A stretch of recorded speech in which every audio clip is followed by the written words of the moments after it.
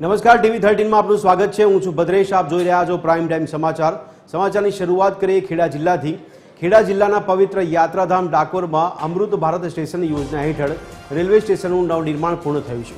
રૂપિયા 5.88 કરોડના ખર્ચે તૈયાર થયેલા આ સ્ટેશનનું આવતીકાલે એટલે કે 22 મેના રોજ વડાપ્રધાન નરેન્દ્ર મોદી વિડીયો કોન્ફરન્સથી ઉદ્ઘાટન કરશે।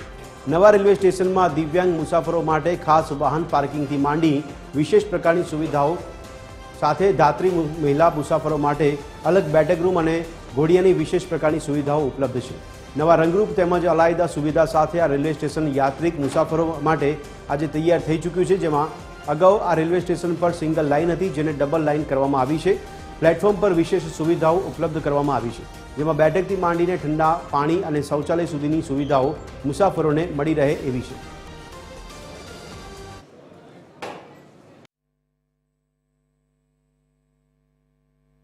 पक्की नहीं थी, अब पक्की हो गई है। बाग बगीचा में बच्चों के लिए झूला लग गया है, घास लग गए, फूल पत्ती लग गए हैं। भगवान श्री कृष्ण का जो भक्त है बोडाना, उनका बैलगाड़ा के साथ चित्र है और भित्ति चित्र भी स्टेशन बिल्डिंग के दीवार के ऊपर, क्वार्टर के बाहर दीवार के ऊपर भित्ति चित्र बनाया गया है जो बहुत सुंदर है। लोग आके वहां अपना फोटोग्राफ करते हैं। बुकिंग कार्यालय भी नया चला गया, नया डेवलप हो गया है, बहुत अच्छा सुंदर है सर।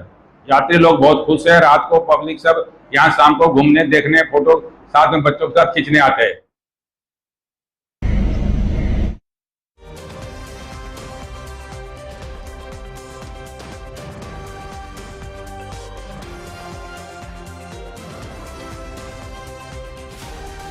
તો આજ અંગે વધુ વિગત આપી રહ્યા છે અમારા સંવાદદાતા ભાવિના। ભાવિના, જણાવશો આવતીકાલે જ્યારે વડાપ્રધાન નરેન્દ્ર મોદીના હસ્તે વર્ચ્યુઅલ ઉદ્ઘાટન કરવામાં આવશે તો કયા પ્રકારની તૈયારીઓનું આયોજન કરવામાં આવ્યા છે?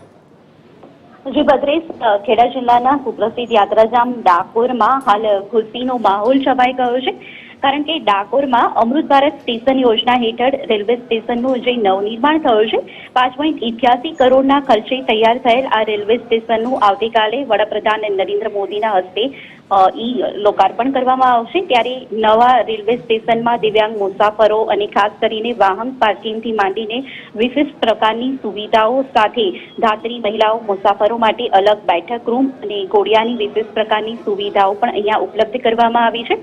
આ સાથે જ યાત્રાધામ ડાકોરમાં જે 5.88 કરોડના ખર્ચે નવનિર્મિત રેલવે સ્ટેશનનું આવતીકાલે જે લોકાર્પણ કરવામાં આવનાર છે, તેને કારણે હાલ ડાકોર વાસીઓમાં ખુશીની લાગણી જોવા મળી રહી છે। જી ભાવિના, ધન્યવાદ સમગ્ર માહિતી આપવા બદલ।